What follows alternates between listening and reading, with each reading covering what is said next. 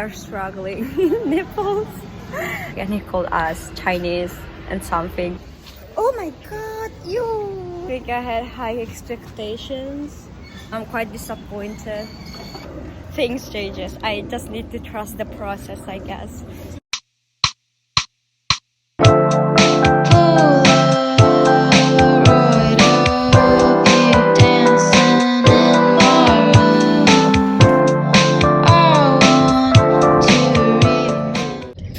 Good morning.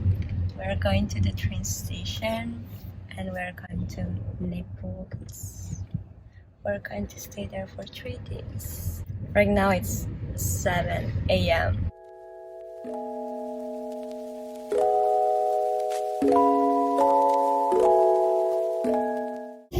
Good morning. Right now we are in the train. We're going to Naples.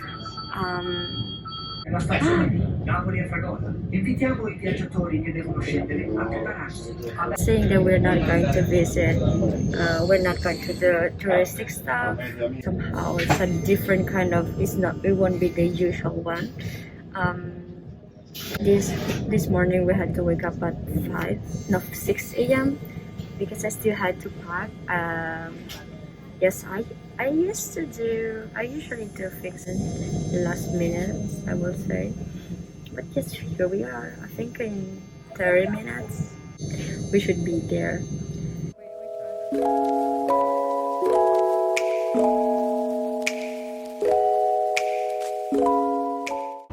You can be inside. Oh, Ciao. We are waiting for the bus. to Vesuvio. Yes, now you can speak. Sì. Io sono il ragazzo di Flavia. Yeah. Io sono americano. I don't know what else to say. But yes, very excited to go to Mount Vesuvius. We need to walk for like 5 kilometers. Yeah, which is only 5 kilometers. It is uphill though, so that'll Yeah. probably be more exhausting. Yeah, it will take us more. It will take us like 2 hours. I will say 3 hours since I'm sure we'll stop every 5 minutes complaining about life. About like, why I'm doing this? Why? Yeah. And as always, I mean, here we are in Ercolano Scavi. We took the train. And I don't know, there was this guy, he was like selling, how do you call lighter? Lighters. Lighters. And he was speaking in a Nepalese dialect and he called us Chinese and something. The almost daily or normal occurrences Yeah. of being stereotypes on the street, whether you're in Italy or France Yeah. or And- the US. Yeah, I guess it's international thing. And another thing you are asking me was, because I'm speaking Italian here, but I switched to English to speak and explain everything to him. So he was wondering if like people here, they think I'm Italian. And I don't know, it's like, I think they are confused because I can switch from English to Italian in like 5 seconds. And she speaks so fluidly in Italian Yeah. that someone who's listening must think she had to grow up with Italian, which means she's Italian. Yeah, but I don't know. I think before I care a lot, but now I'm like, okay, I mean, it's easier for me to speak in Italian, especially if I'm traveling in Italy. So I can communicate well, I won't have any issue. Yeah, I think I start to care if they think I'm Italian. I would like to be clear about this topic since it's very important for me and I think I didn't explain it well.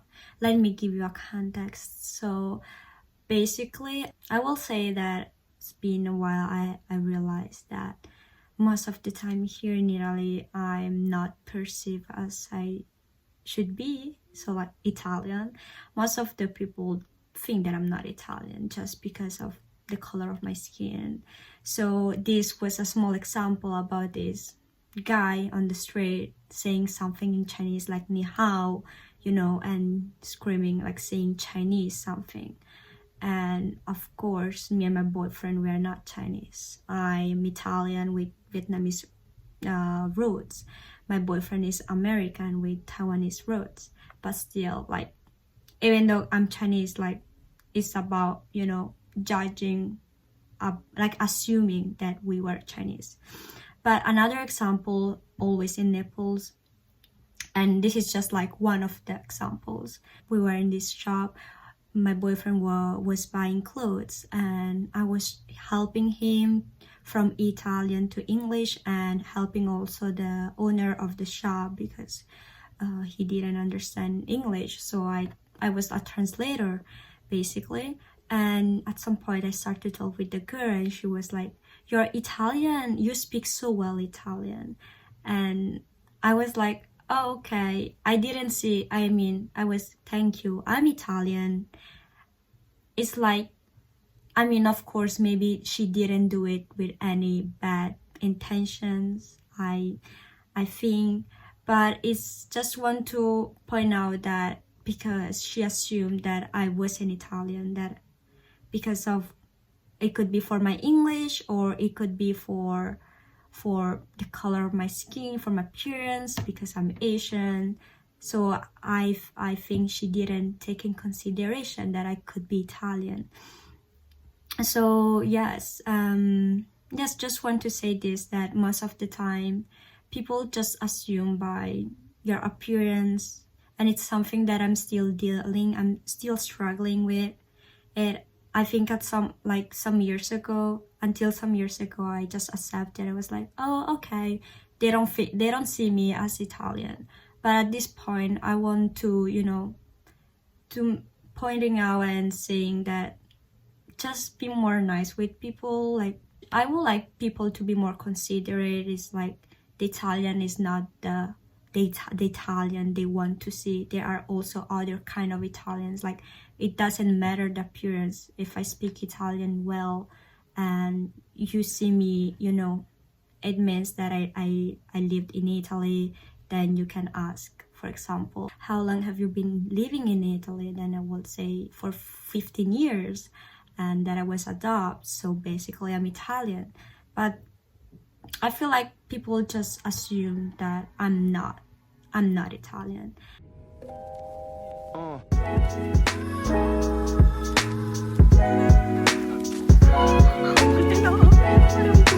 We are starting our hiking. Wait.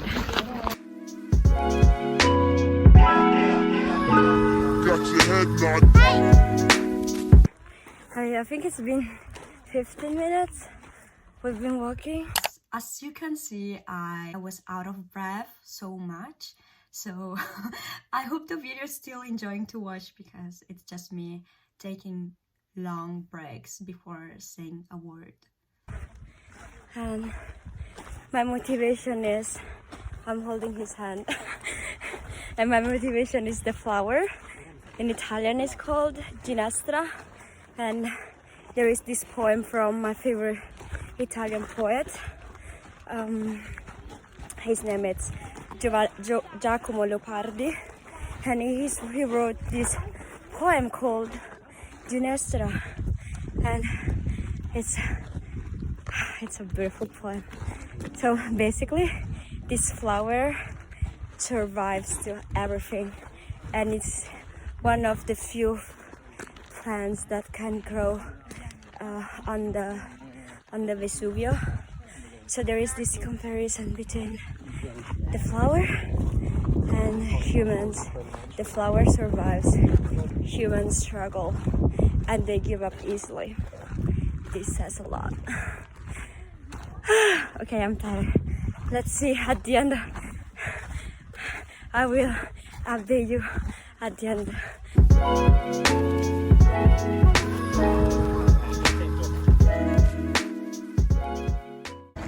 This is the Ginestra, I think.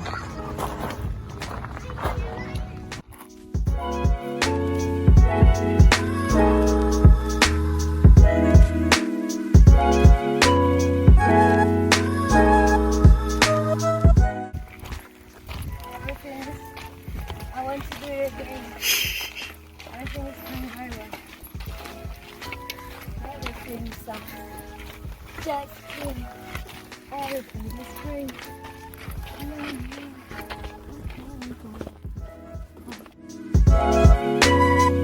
Got your head nodding, head.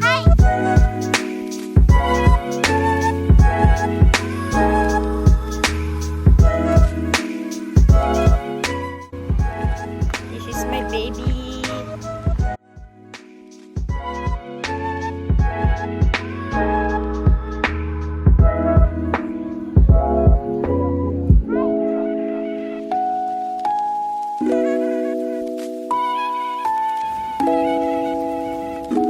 Hi, right now we are in Via Toledo in Naples, and actually right now we were supposed to be in Capri, but as you can see, oh my god, as you can see it's raining and nothing, so we're just walking around for Naples in the center, and we're just visiting Naples by walking.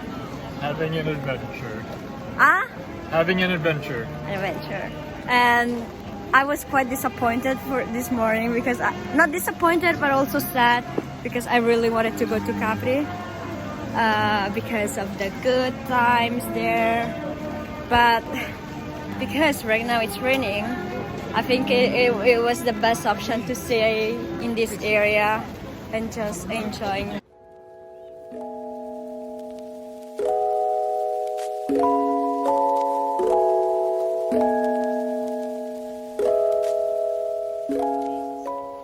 So we had lunch, and as you can see, the weather is better. It's sunny right now and it's hot.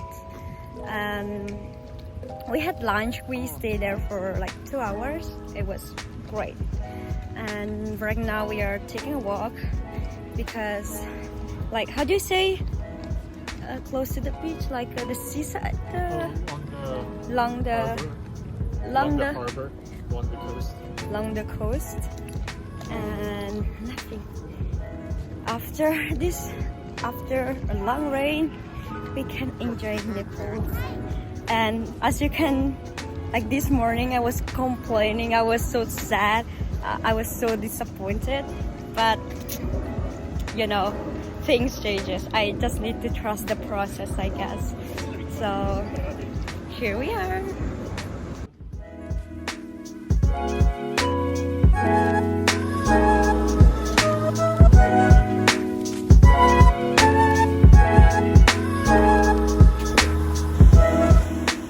Since I'm still not good at making vlogs, here I am explaining you what we did in the evening of our second day in Naples.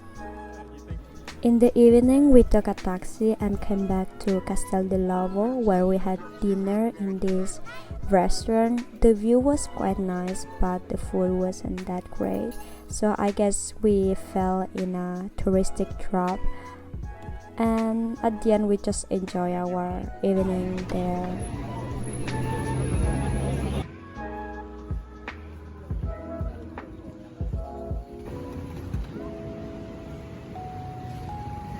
I'm quite sad because we were supposed to go to the beach today, but we are struggling in Naples. We arrived and we are struggling, even though I'm Italian.